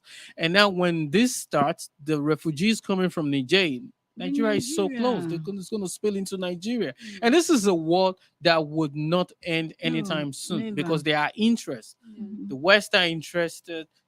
The Russians are interested. The Chinese will be interested. So they're going to always want to supply them with weapons, supply them with funds, you know, to make sure that. And you know one thing, there are also vampires that make war from war. Yeah. So they are waiting, you know, to feast on this opportunity. And that's why people who know the implications and know what can happen, have seen things, warning against is like, hey, relax. Unfortunately, this has happened, but there are probably better ways to this. And when we see that, of course, that's the only course, maybe we can go ahead and use a military force. But for now, there's no reason for that, you know. That's my opinion, actually, too. There's no reason for that. We don't have to do that right now. Let's give them some time. Let's see. Let's keep dialoguing. Maybe from 3 years. They requested for a 3-year transition program. Maybe from 3 years, they might beat it down to 2 years with negotiations, you know? But we just have to negotiate. Military invasion is not going to solve any problem. It's actually going to hurt the Nigerians more. They're going to be displaced.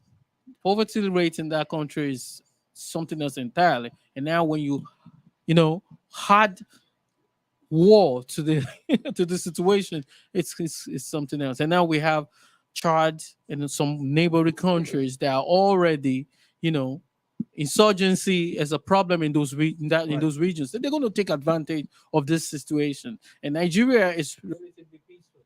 If we are not careful, the war will definitely spill into the northern part of Nigeria, and it's going to be very difficult to control. So I want to ask, what was the ECOWAS reaction to the Burkina Faso Mali coup? Why is it that for Niger is different.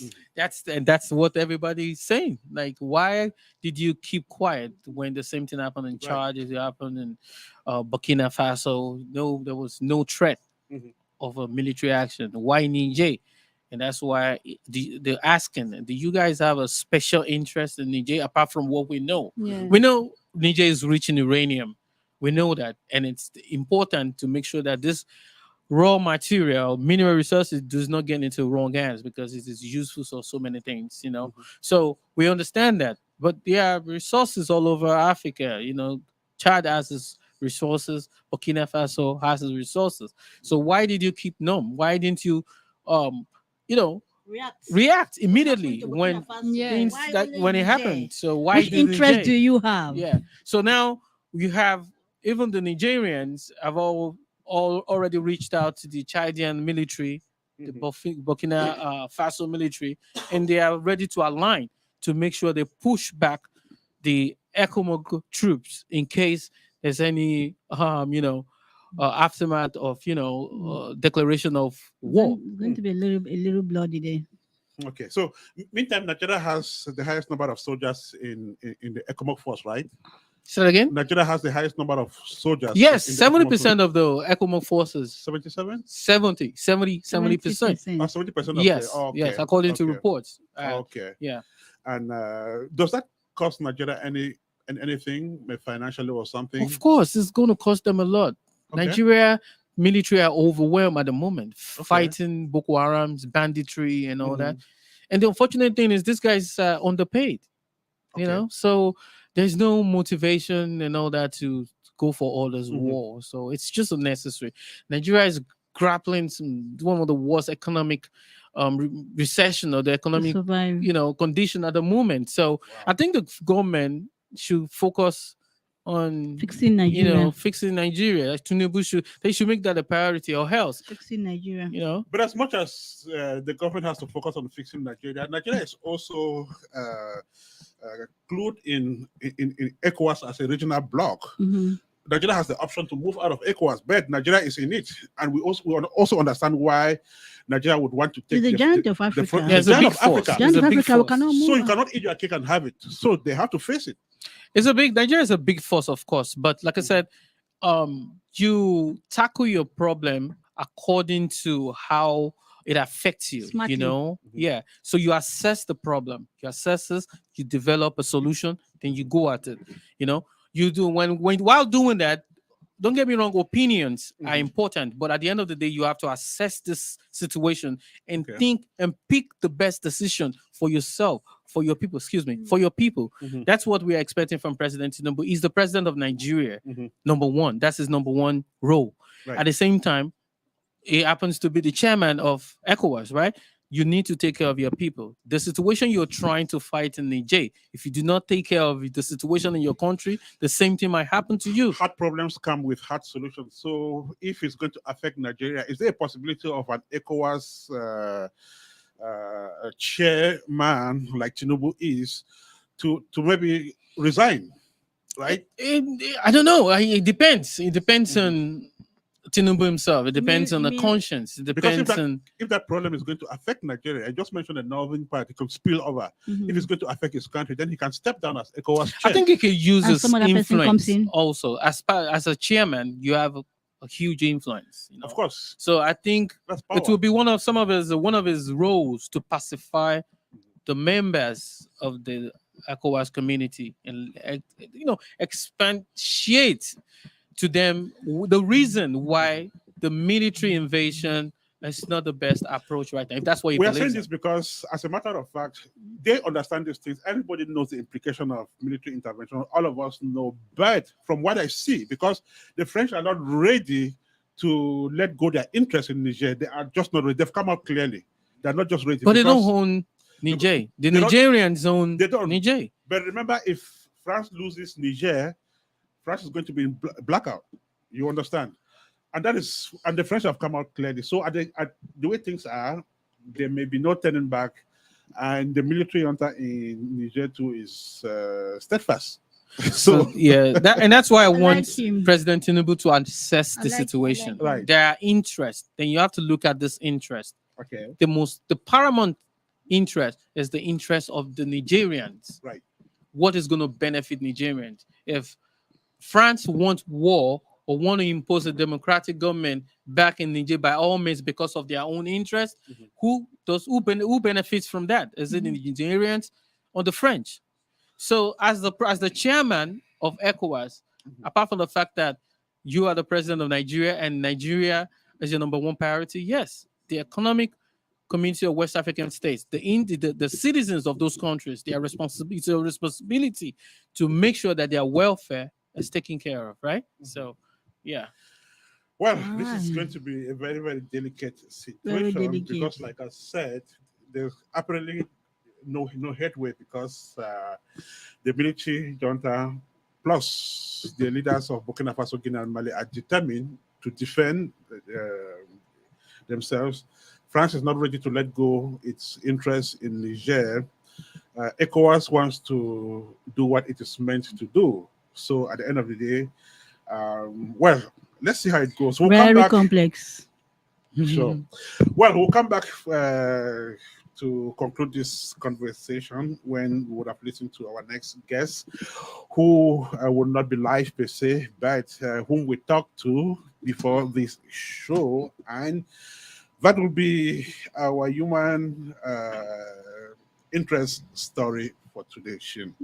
Of course, the immigrant community in Central Ohio continues to promote the welfare of the people living in it.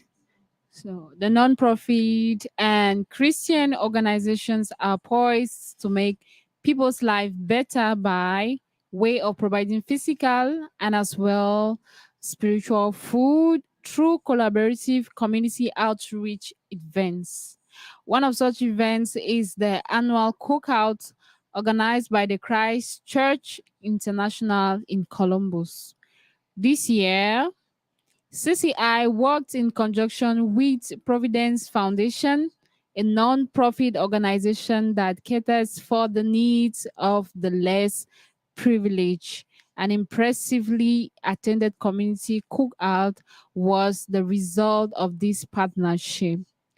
Ernest Kanjo caught up with the spiritual leader of the Christ Church International and began by asking him to explain how this outreach event came about. Pastor Emmanuel Owusu Safo speaks.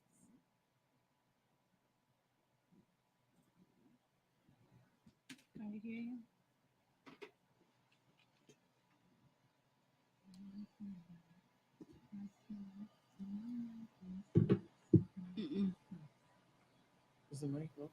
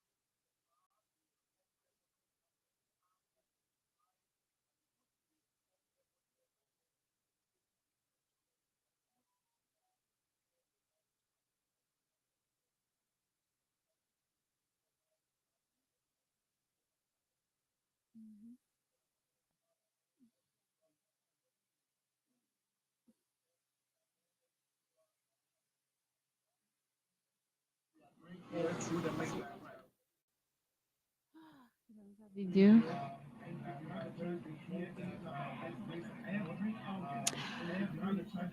Pastor Emmanuel Wusu Safo, they're speaking to Apex One Radio. Ernest also spoke with the president of Providence Foundation, Edwina Gadze, and the board chair of organization, William Powell. Hear them.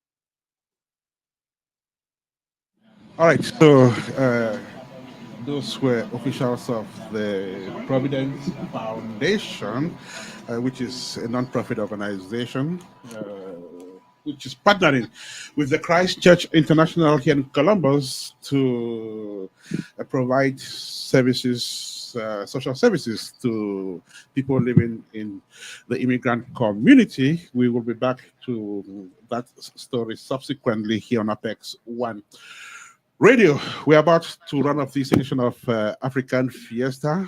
Just to promise our listeners that we'll be coming back to the situation in Niger in our subsequent broadcasts as the situation in West Africa unfolds. But while we're talking, something came to my mind. This happened around the time when Russia was having a summit with Africa. And it is clear, obvious, that Russia is also making inroads into Africa. We've complained about the French coming to rip from Africa and maybe China and other countries. Who tells you Russia is not coming to rip its own share as well? Of course, world power will always have interest, especially when it comes to resources, actually. And Go ahead. yes, of course, world powers always have interest. They will always have interest in countries, especially when it comes to countries they know they can easily exploit. Okay. One thing about Niger is rich in uranium, and of course, uranium is a hot cake. It's used in producing, in the manufacturing of weapons, and of course, Russia is at war. And most countries are preparing for war at the moment. Even China is planning to invade Taiwan, and is preparing for war. The U.S. the same thing, funding, supporting Ukraine needs that. So most of the time, it boils down to interest, Okay. and that's why our leaders need to assess the situation so they make the best decision for their people, to not be pushed, instigated to do things. The reason I'm asking the question is because Africans seem to tilt towards Russia. Russia is in the good books of even the ordinary African. Now they want to kick out the French, and everyone seems to be embracing Russia this time. And don't you think Russia is taking advantage of this? Because that could happen during that period when Russia was having this big summit with African leaders, and Russia seems to be on the side of, I call it the popular side. Yeah, I mean, the BRICS already had their last meeting scheduled way before the military took over in July. So that was already pre-planned, before, the military junta took over. But of course, like you said, the Russians, they have interest in Africa. The French, they do the same thing. They do have interest in Africa. The Chinese, same with the Americans. It's like that. Africa is a melting pot. Africa is rich with resources, all kinds of resources. So that's one of the reasons why most of these countries have interest in Africa. And that's why I'm saying again that our leader need to understand this. So whenever they make decisions that will affect the lives of their people positively. Do not just make any decisions because of some foreign influence. And that's why we are appealing to President Tinubu to calm down. He alleged that he's actually the only one holding ECOWAS back.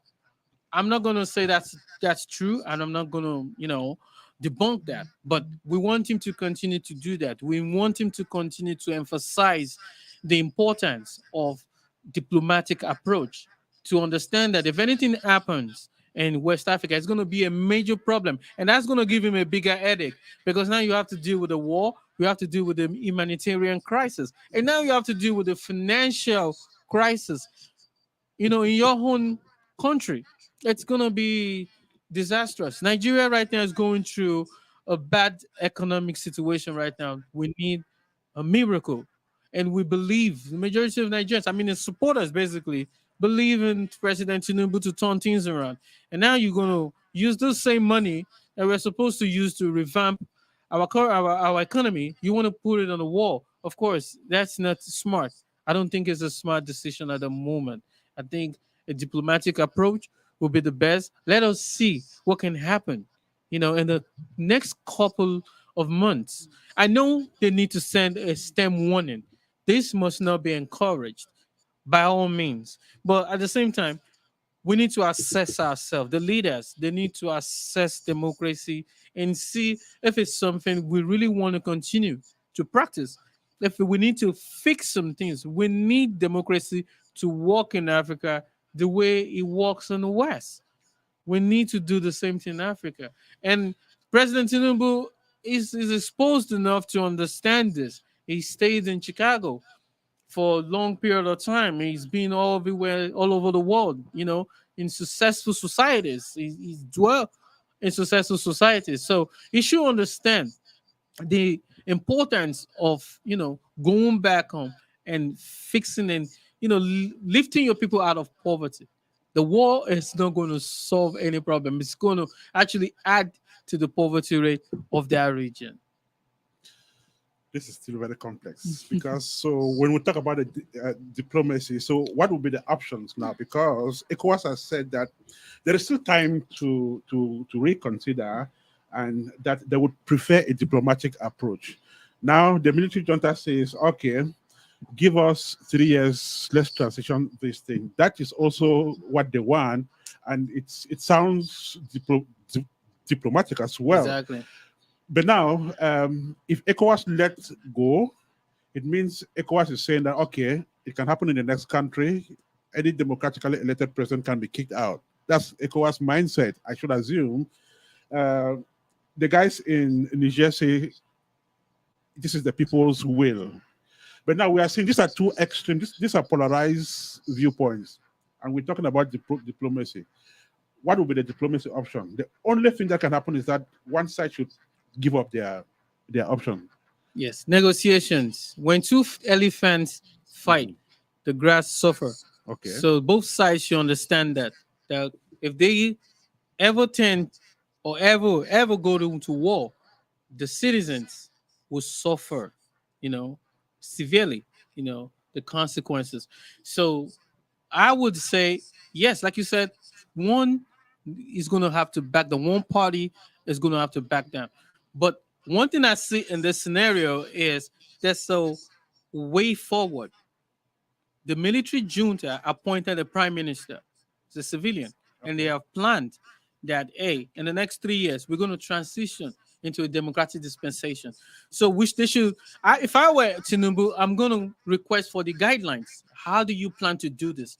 So what are the things we expect from you? So if you're trying to convert back to a democratic dispensation in the next 1 year, 2 years, what are the steps you're going to take? And give us this plan. And the fourth step, you refuse to take the fourth step, then maybe we can take actions. The best thing to do right now is to sanction them. Sanctions and sanctions.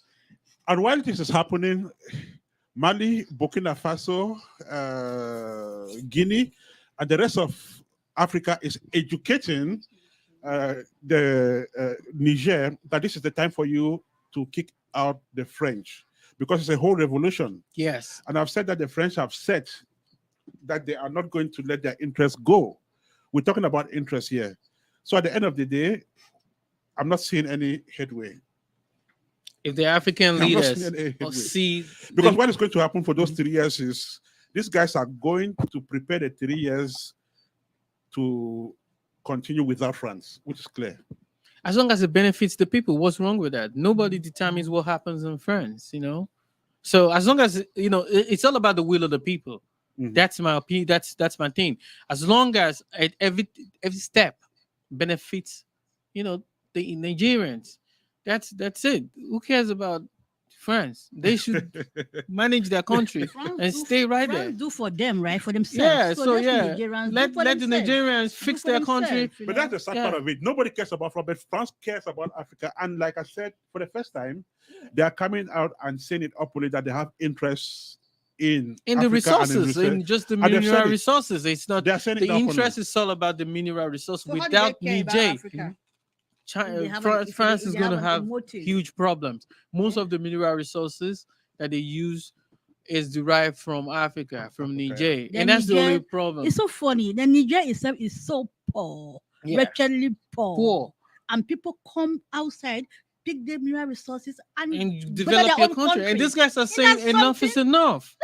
So So the junta is there fighting. exactly. I don't like coups, right? But let Yeah. the junta, let them give the junta 3.5 years. Let's see what junta Let's can see do, what right? they can do. Let them Like a- follow a path. Like there should be a path, and each path will have it's like step, like a Niger is milestone. so poor. And as long as those milestones are reached, I mean, I think we should give them some time and let's see what they can do. As long as we don't have humanitarian situation or human right abuse situations, and I don't think, apart from the president who's in prison, is the only victim so far, locked up, and his fundamental human rights, taken away from him. Apart from him, I mean, there's nothing, and I think he's going to be charged to court. We pray. I mean, we wish that they give him, a free and fair, hearing. You mean the president It's, of it's The Niger? already president. getting to a humanitarian situation because Nigeria is already threatening to get electricity from Niger, and they are kind of blocking imports into the country as sanctions. So the masses are going to suffer now. Of course. Even the Nigerians will suffer this. Yeah. Yeah, because you're closing the border. Do you know? Disturbing commerce. Do you know how I'm looking at this? Mhm. These African leaders who are not even doing the right thing, they're trying not to encourage this coup so that the coup will not come. To Yeah, their own it's places. just- Because Nigeria, I'm looking at Nigeria in the moment, things are going to happen there. That's just what they are doing. We wish. I do not support the military. Nobody does. Nobody But does. if that's But the only way out. that's why I said the leaders need to sit and actually have a heart-to-heart dialogue, and let's analyze the situation intellectually. There's a problem. Without fire, there's no smoke, right? So what is causing? What is responsible for these agitations? And when you find out what the problem is, let's fix it. Forget about the West. Forget about the external influences. Let us deal with this situation African way. What is the problem? If it happened in Niger is so close to Nigeria, it can happen in Nigeria. And it has happened in Nigeria so many times, when democratic dispensations are toppled, So let us fix this once and for all. Elected leaders should do what they are supposed to do. And the rule of law should always be followed. Let the vote of the people count. When the people vote, they want to see the result. They want a representative that represents their interest. They want the person to be in charge. Do not change the will of the people. Stop rigging elections. That's it. Stop rigging elections. They won't listen. We can continue this conversation till tomorrow. Well, we promise to come back to it. Time for us to run off this edition of the show. But one last thing, Ayo. We've always seen military regimes come and made some very lofty promises, but at the end of the day, things don't work. Then we come back to the drawing board, another military coup, and so on. So how sincere do you think this one is when they say give us 3 years to fix things? Is it guaranteed that they will fix things in those 3 years? I don't know. I'm gonna put it that way. I'm gonna be realistic with you. I do not know. But the one thing that I know is the will of the Nigerians must be respected. If I were ECOWAS, I would conduct some kind of referendum. Let's see what the Nigerians, what do they feel about this development, And we have to always listen to their wills. I am not sure if they are going to honor their promises, but at the same time, we need to give them some time. Maybe if there are no progress, maybe that should be what I'm saying is military invasion should be the very last option, the very, very, very last option. It's not going to favor anybody. The West will fund it, and we're going to keep fighting because there's going to be money. And when there's money is the root of all evil. When there's money, the war will never end. It's going to be a major problem. It's going to be catastrophic. So I'm going to say this again, that no, I would say they should give it some time. If they say 3 years, politicians make promises and fail, right? So they know how it feels. So now it is time for them to sit back and think about it. What are the things responsible for these agitations? What is it? Why is democracy not thriving in Africa, in West Africa?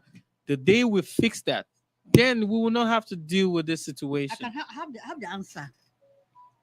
Because they are not doing the right stuff. That is it. That's it. Because It's if you simple. have to do, is if a governor of a state is doing the right stuff, providing amenities, jobs, no embezzlement, I mean, transparent checks and balances, things will go Of right, right? course. Nobody's going to protest. Yes. I mean, there's something we Africans, there's something we do, like the governor is okay though.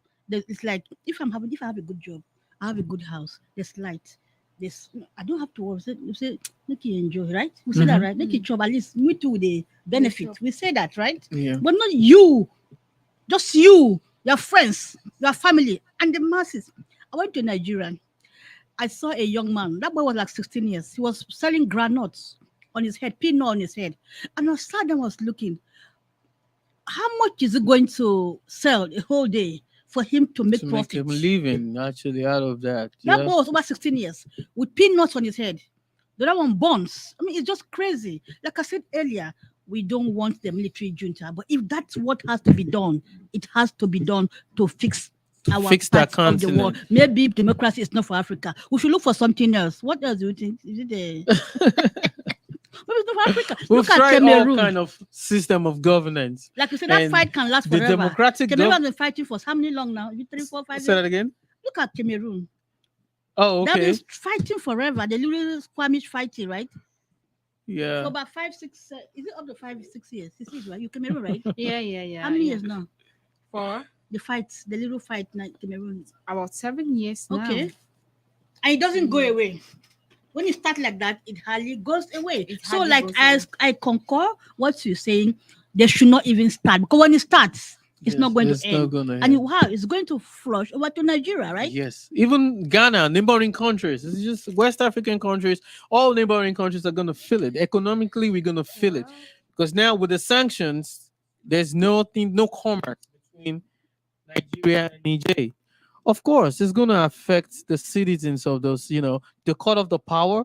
That's going to affect the Nigerians. So it's high time, where they sat down, like I said, analyze it, and we come up with a lasting solution so that we can make democracy work in Africa. I can guarantee you, Ernest, some of the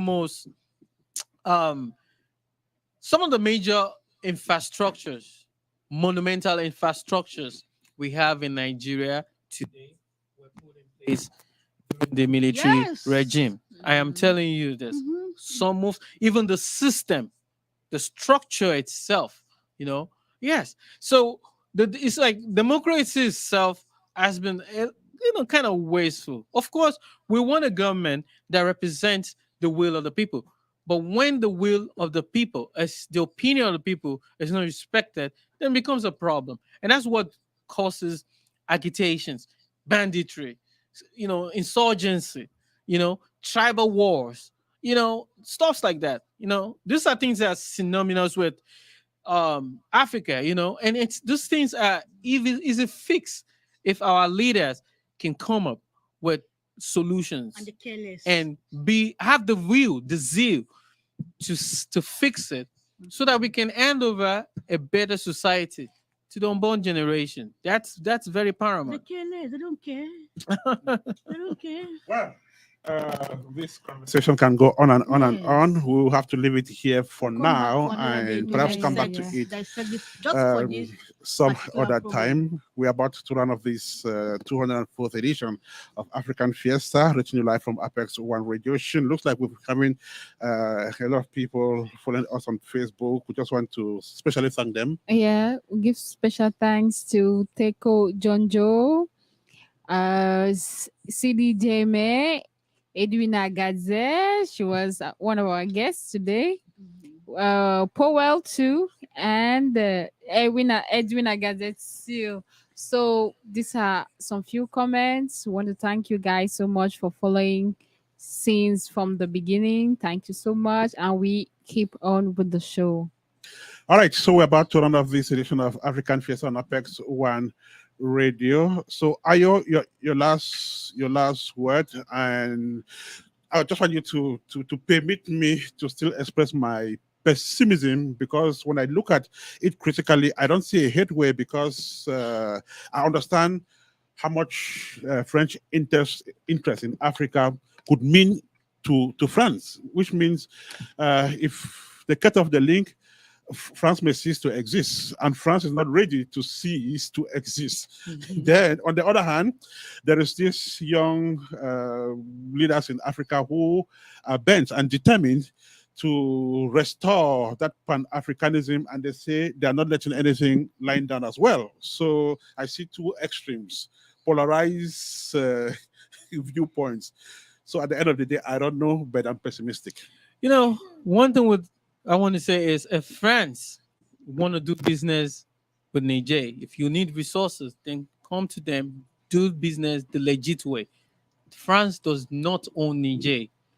You know, they might have colonized it, but they don't own Niger. So they should allow the will of the people to stand. That's the most paramount. We cannot, the Nigerians, they do not determine what happened in France. Okay. Right? The French do, right? So the same thing. So they should respect Africa, respect the will of Africans, and let Africans determine their future. Now, with President Tinubu and the ECOWAS team, patience will be very, very important in this scenario, because we understand the impact of war.